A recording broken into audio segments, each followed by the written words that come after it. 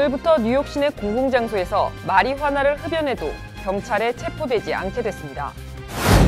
뉴욕 라과디아 공항의 플라이오버 프로젝트의 첫 번째 계획인 새로운 고속도로 진입로가 개통됐습니다. 뉴욕시 특수목적고 입시 제도를 그대로 유지하면서 인종적 다양성을 확대하는 방안이 추진됩니다. 뉴저지 주정부가 저소득층 학생들에게 주내 모든 커뮤니티 칼리지의 등록금을 면제해준다고 밝혔습니다. 뉴저지주 오바마케어 건강보험료가 내년에도 인상될 전망입니다.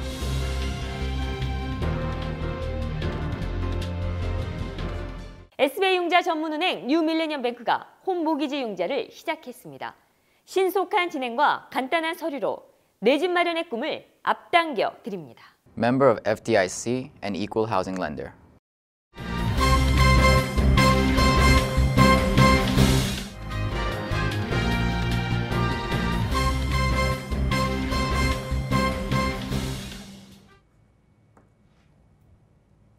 시청자 여러분 안녕하십니까? 8월 1일 KBTV 뉴스9 김아라입니다. 오늘부터 뉴욕 시내 공공장소에서 마리화나를 흡연해도 경찰에 체포되지 않게 됐습니다. 지난 6월 빌 드블라지오 시장이 마리화나 체포 규정 변경에 대한 발표를 한 지 한 달 반 만에 시작된 것입니다. 김일강 기자가 보도합니다. 맨해튼 지방검찰청은 오늘부터 소량의 마리화나를 소지하거나 흡연한 사람들이 뉴욕시에서는 체포되지 않을 것이라고 발표했습니다. 다만 공공안전에 위협이 되거나 10봉지 이상의 대량 판매가 이루어질 경우에는 체포할 수 있다고 밝혔습니다. 뉴욕시는 이번 방침으로 매년 10,000명가량의 뉴욕 시민이 체포를 면할 것으로 예상했습니다. Under the new policy, New Yorkers with no prior record will receive a summons instead of an arrest for smoking marijuana publicly. And we believe that this will result in thousands of fewer arrests. 또한 뉴욕시경은 인종차별적 체포나 마리화나 집중 단속이 경찰의 주요 관심사가 아님을 전하면서 뉴욕시의 공공안전이 최우선임을 강조했습니다. The bottom line is, and I've said this publicly many times before, the NYPD has no interest in arresting people for marijuana offenses when those arrests have no direct impact on public safety. 지금까지 마리화나 흡연이나 소지로 인한 기소 건은 맨해튼에서만 매년 5,000건이 넘었습니다.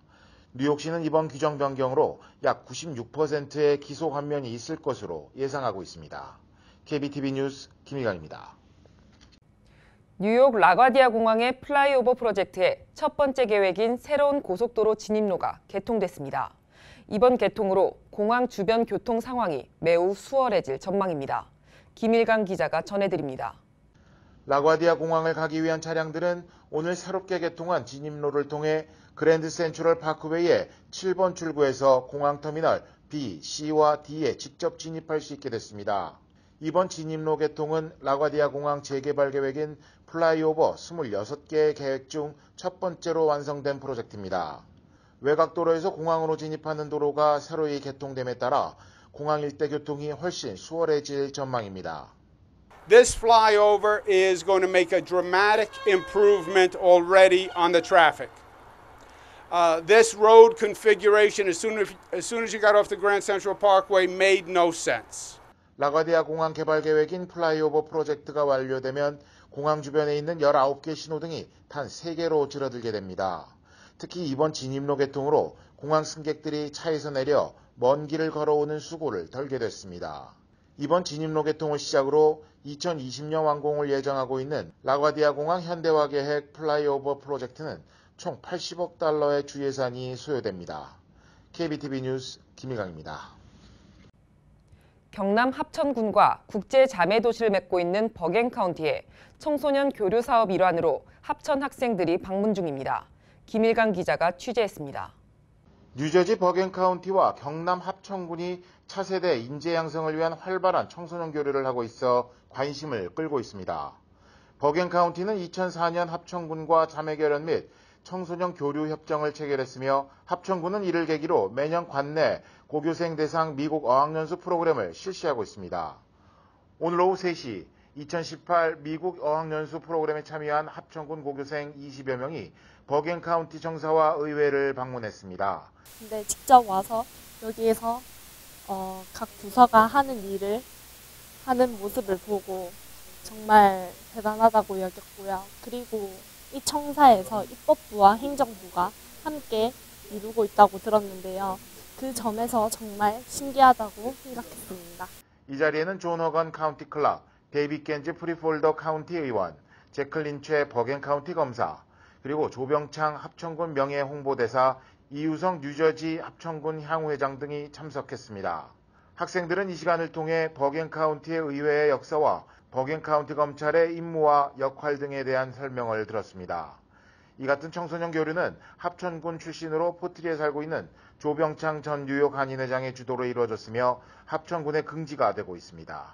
2004년도에 버겐 카운티와 합천군이 자매 결연을 맺었고요. 2008년도에 버겐 카운티와 합천군이 청소년 익스체인지 프로그램을 맺었습니다. 그 이후에 2009년부터 매년 학예 방학을 이용해서 학생들이 18명 정도가 여기에 와서 2주일간 연수를 받습니다. 이번 어학연수 참가자들은 지난 7월 21일부터 17일간 롱아일랜드 대학에서 영어회화 및 작문 수업 등을 받고 있습니다. 주말에는 다양한 역사, 문화체험 및 견학을 통해 견문을 넓히고 있습니다. KBTV 뉴스 김일강입니다. 연방법원이 3D 프린터 총기 제작에 필요한 도면 공개를 금지시켰습니다. 보도에 양준하 기자입니다. 3D 프린터로 총을 만들 수 있는 총기 도면 다운로드가 민주당과 시민들의 항의로 일시 정지되었습니다. 플라스틱 총기의 제조를 허락한 트럼프 행정부의 행보에 일단 제동이 걸린 셈입니다. 3D 프린팅으로 누구나 총기를 만드는 일이 가능해졌던 어제 민주당 상원 의원들은 트럼프 행정부의 무책임한 행정을 강력히 비난하고 나섰습니다. Will be totally responsible for every downloadable plastic AR-15 that will be roaming the streets of our country if he does not act today. Because beginning tonight at 12:01 a.m. 미 워싱턴주 시애틀 연방지방법원의 로버트 라스닉 판사는 3D 프린터 총기의 온라인 배포를 일시적으로 금지하는 명령을 내렸습니다. 8월 10일에는 이에 관한 공청회를 열기로 했습니다. 미 8개주와 워싱턴 DC의 민주당 소속 법무장관들은 지난 30일 국가안보 위협을 이유로 정부와 이 단체의 합의 이행을 막아달라고 황급히 소송을 냈고 법원이 가처분 결정을 통해 이들의 손을 들어준 것입니다. 라스닉 판사는 총기 도면 공개는 미국 시민들에게 돌이킬 수 없는 피해를 줄 수 있다고 말했습니다. KBTV 뉴스 양준하입니다. 펜실베니아의 전 카톨릭 사제가 25년 전의 성추행 혐의를 인정했습니다. 보도에 양준하 기자입니다. 은퇴한 펜실베니아의 로마 가톨릭 사제가 감형을 목적으로 성추행 혐의에 대해 마침내 유죄를 인정했습니다. 잔 토마스 스위니로 알려진 가톨릭 전 사제는 사제에 의한 성적 학대를 조사하는 내용의 스포트라이트라는 영화를 보고 마음이 움직인 것으로 알려졌습니다. 현재 74세인 잔 토마스는 25년 전 10살 남자에게 구강성교를 강제로 시킨 혐의를 받아왔고 계속 유죄를 인정하지 않았습니다. 이 사제를 고발한 당시 소녀는 현재 30대가 되었으며 해안경비대원으로 일하고 있습니다. 소년 성추행 혐의를 인정한 전 카톨릭 사제는 5년형을 받을 것으로 알려졌습니다. KBTV 뉴스 양준하입니다. 페이스북이 의심스러운 32개의 러시아 관련 계정들을 삭제했습니다. 보도에 양준하 기자입니다. 러시아의 미 선거 개입 의혹을 둘러싸고 큰 피해를 입은 페이스북이 의심스러운 러시아 관련 계정들을 강제로 제거했습니다. 약 32개의 계정이 해당되었으며 약 30만 명이 이 계정과 관련을 맺은 것으로 알려졌습니다. 문제는 이러한 정치적인 목적의 해킹과 가짜뉴스 등재가 점점 증가하며 중지되지 않고 있다는 것입니다. motivation. I don't think a lot of people are saying that this is a bad thing that Facebook has found this. It's not a matter of this happening yet again because the elections are coming up. It's the fact is that it just hasn't stopped. It's only increased and gotten more sophisticated since the election. 곧 있게 될 미 중간 선거 등에서 정치적인 책략을 이란 소셜 네트워크의 침투, 영향력을 다시 행사하려는 러시아의 재간섭이 없을 것이라고 아무도 장담을 하지 못하고 있습니다. 이런 상황에서 제도적인 새로운 장치의 연구 개발이 시급해 보입니다. KBTV 뉴스 양준하입니다. 트럼프 행정부가 부유층에게 많은 혜택이 돌아가는 감세안을 검토하고 있다고 뉴욕타임스가 보도했습니다. 감세안의 내용은 주식이나 부동산 등의 매각 시 양도소득에 대한 과세 표준을 산출하기 위해 취득 원가를 계산하는데 이때 지금처럼 단순히 취득 당시의 비용을 기준으로 하는 것이 아니라 물가 인상을 반영해서 원가를 상향 조정한다는 내용입니다. 현재는 자산의 처분 가격과 취득 원가 사이의 차액에 대해서 20%의 세금이 부과됩니다. 하지만 물가 인상 반영으로 원가가 올라가게 되면 차액이 줄어들어 차액에 대한 세금을 절감하게 됩니다. 따라서 규정이 변경될 경우 실질적으로 투자 여력을 가진 고소득층이나 부유층에게 일방적으로 유리하다는 것입니다. 유펜 와튼의 분석에 따르면 이 규정이 시행되면 정부 세수가 향후 10년간 1,020억 달러 감소하는 반면 혜택의 86%는 상위 1% 부유층에게 돌아갈 것으로 나타났습니다. 뉴욕시 특수목적고 입시 제도를 현행 그대로 유지하면서 인종적 다양성을 확대하는 방안이 뉴욕주의회와 뉴욕시의회에서 동시에 추진됩니다. 토니 아벨라 주 상원의원과 윌리엄 콜튼 주 하원의원, 보 폴튼 시의원은 31일 맨해튼 시청 앞 계단에서 회견을 열고 특목고의 인종 다양성 확대를 위한 주 법안과 시 결의안을 발의한다고 밝혔습니다. 법안은 시내 모든 초중학교에 각 학년별로 영재반을 최소 한 클래스 이상 운영하도록 의무화해 학생들이 저학년 때부터 특목고 입시를 준비할 수 있도록 지원하는 내용이 골자입니다. 이날 회견엔 빌 드 블라지오 시장의 특목고 입시 폐지에 반대하는 단체들도 참석해 법안 결의안에 대한 지지 입장을 밝혔습니다. 뉴저지 주정부가 2019년 1월 학기부터 저소득층들에게 주내 모든 커뮤니티 칼리지의 등록금을 면제해주는 파일럿 프로그램을 시행한다고 밝혔습니다. 커뮤니티 칼리지의 등록금을 면제받기 위해서는 연 가구 소득이 4만 5천 달러를 넘지 않아야 하며 한 학기에 최소 2개 과목 이상 6학점을 반드시 이수하면 됩니다. 주정부는 현재 커뮤니티 칼리지들을 상대로 이번 저소득층 전액 면제 프로그램에 참여할지 여부를 신청받고 있습니다. 머피 주지사는 커뮤니티 칼리지 등록금을 면제받을 수 있는 대상을 내년부터 단계적으로 확대해 4년 이내에 소득에 관계없이 모든 뉴저지 주민들에게 적용한다는 계획입니다. 뉴저지주 오바마케어 건강보험료가 내년에도 인상될 전망입니다. 뉴저지주 금융보험국에 따르면 오바마케어를 제공하는 뉴저지주 내 보험회사들은 내년 1월부터 상품에 따라 보험료를 최대 9.2%까지 인상하는 내용의 계획안을 제출했습니다. 하지만 뉴저지주의 경우 오바마케어 가입 의무 조항이 복원되는 만큼 보험료 인상은 평균 5.8% 선에 그칠 것으로 전망됩니다. 이와 관련 주금융보험국은 주정부의 오바마케어 가입 의무 조항 복원으로 인해 보험료가 대폭 인상되는 것을 막을 수 있었다며 이번 조치로 주민들이 합리적인 수준의 보험료를 지불할 수 있게 됐다고 밝혔습니다.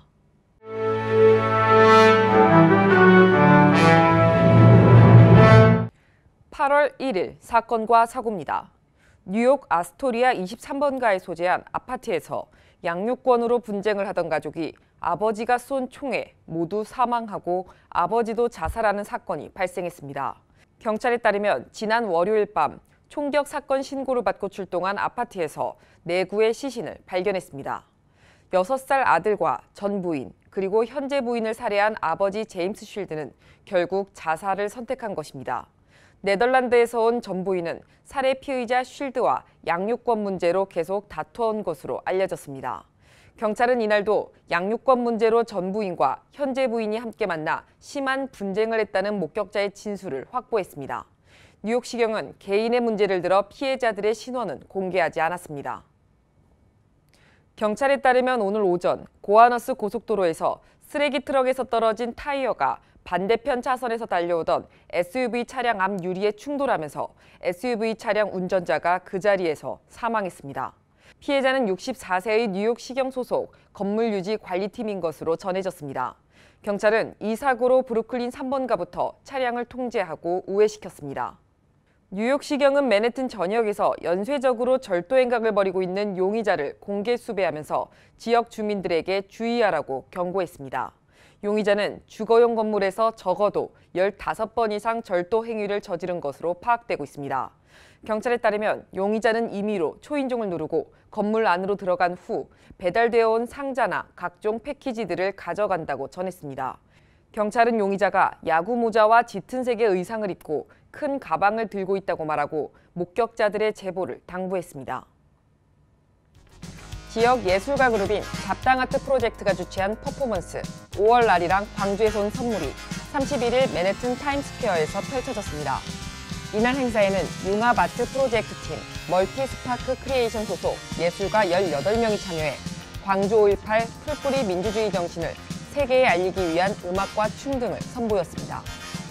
지난 4월 실시된 2018에서 2019 회계년도 전문직 취업비자 신청 사전접수 대상자 추첨에서 탈락한 신청자들에 대한 서류 반송 작업이 마침내 완료됐습니다. 만약 8월 13일까지 수령증이나 반송 서류 가운데 하나라도 받지 못한 신청자들은 이민서비스국으로 연락해야 합니다. 제18기 민주평화통일자문회의 뉴욕협의회가 2018 통일기원 낚시대회를 개최합니다. 평화통일에 대한 공감대 형성과 단합을 위해 마련된 이번 행사는 오는 4일 오전 9시 롱아일랜드의 캡트리 스테이트파크에서 열립니다. 전기자전거 공유 서비스 업체 리빌 트랜짓은 브루클린의 윌리엄스버그와 그린포인트 부시익에서 전기자전거 리빌을 시범 운영한다고 밝혔습니다. 리빌을 이용하기 위해서는 스마트폰으로 어플을 내려받은 뒤 회원가입을 하면 됩니다. 21세 이상의 운전면허증 소지자라면 누구나 가입할 수 있으며 운전면허증 확인 비용으로 $25를 내면 $4의 20분을 이용할 수 있습니다. 계속해서 포커스인과 커뮤니티 브리핑이 이어집니다.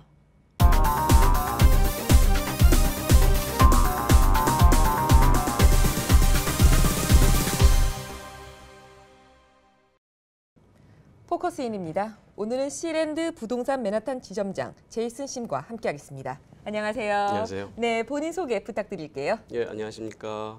저는 시랜드 부동산 맨하탄 지점장을 맡고 있는 제이슨 심이라고 합니다. 반갑습니다.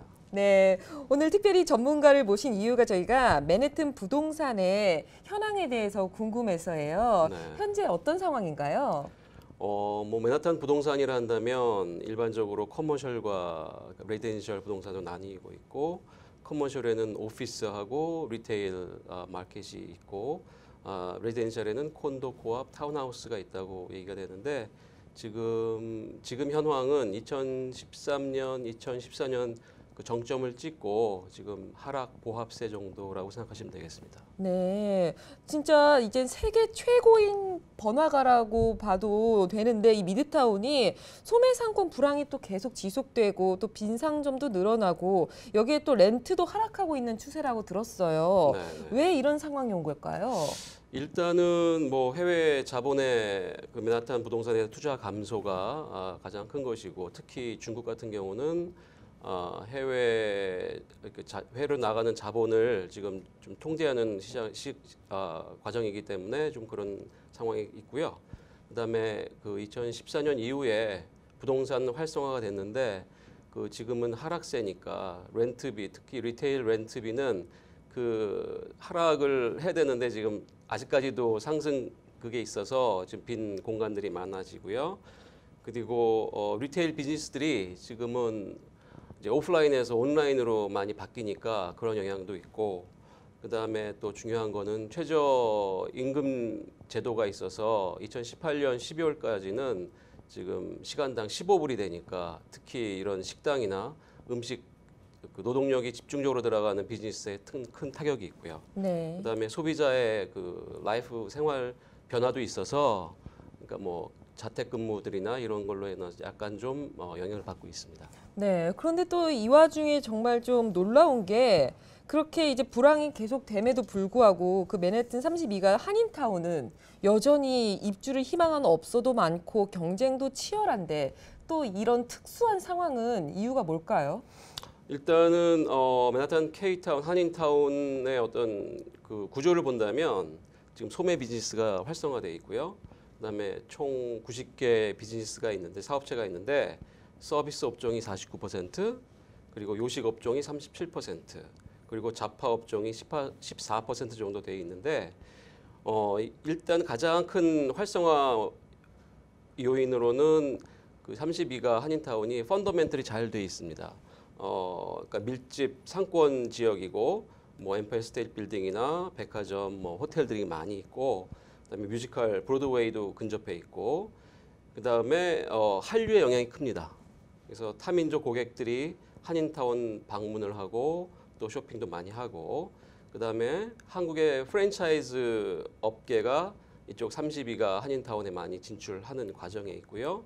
그다음에 트렌드 선주주자 업소들이 또 등장하고 있습니다. 특히 뭐 예를 들어서 그 퓨전 음식점이든지 이런 그 젊은이들의 어떤 선호를 호감할 수 있는 그런 부분들이 또 등장을 하고 있고, 그다음에 1층 그러니까 그라운드 플로어 아니고도 2, 3층, 뭐 4층 해서 리테일 할 수 있는 공간들이 있습니다. 그래서 그라운드 플로어보다는 상대적으로 렌트비가 싸니까 경쟁력이 있고 또 고객을 서비스를 잘 할 수 있는 부분들이 있고, 더불어서 32가 코리안타운 주변으로 많은 신축과 또 건축이 개발되고 있어서 또 그런 영향도 있습니다. 네, 알겠습니다. 근데 특히 또 요즘에는 이 K타운이 뭐 쓰레기라든지 악취로 골머리를 앓고 있다는 기사도 많이 접할 수 있는데 이런 것들이 부동산 시세에 영향을 주나요? 특별한 영향은 없어 보이고요. 네. 단지 이제 코리아타운 상권의 이미지 문제니까 이거는 이제 코스메틱 이슈가 될 것이고요. 그다음에 한국 음식 특성상 좀 물이 많은 그런 음식이라서 여름철엔 특히 냄새가 좀 많이 나고 하는데, 요거는 코리안타운 상가 업주들과 건물주들 간의 어떤 노력이 필요한 것 같습니다. 네, 알겠습니다. 네, 지금까지 좋은 말씀 감사하고요. 다음 시간에 이어서 더 이야기 나누도록 하겠습니다. 지금까지 제이슨 심 지점장님과 함께했습니다. 고맙습니다. 감사합니다.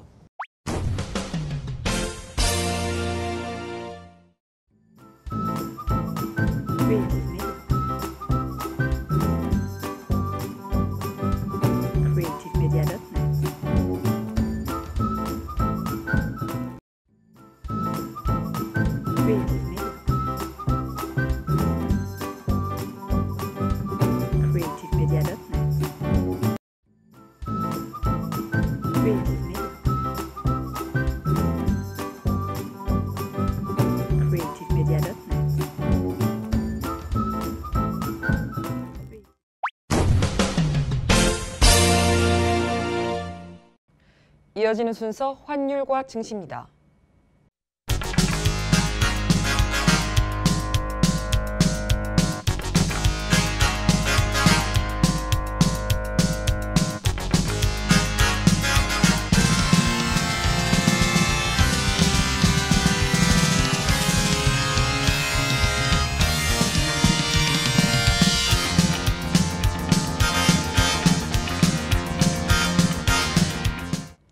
이어서 뉴욕과 뉴저지 날씨 전해드립니다. 홀리네임 병원이 연방정부의 2017년 병원평가에서 5스타 최우수 병원으로 선정되었습니다. 뉴저지 버겐 카운티 유일의 5스타 최우수 병원 홀리네임 병원이 날씨를 알려드립니다.